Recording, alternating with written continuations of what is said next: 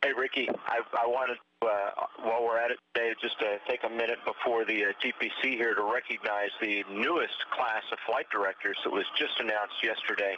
That's an exciting thing. I know many people applied across MOD in the center, and there was an arduous process to go through and select these guys.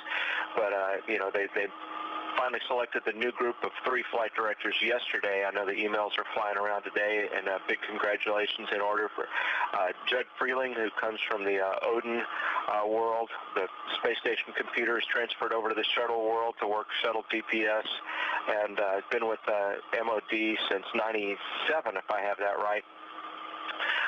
And now stepping into the flight director seat or working his way toward it.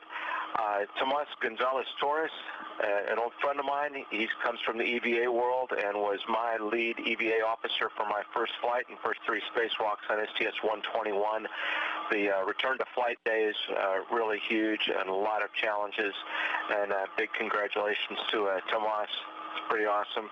And the last one is Greg Whitney, who comes from the planning world, and his world, of course, is the group that really pulls all of the details together, takes all of the requirements, all of the constraints, the time, the training, the abilities, and mashes that all into a plan. I think he started off in the space station world.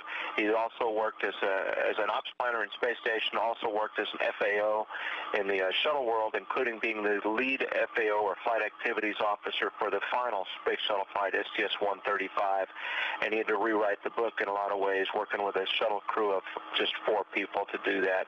So congratulations to these 3 just excellent, outstanding individuals, and I hope they all get through their initial training quickly so we can work with them during their OJT phase in the next couple of months. Congratulations to all.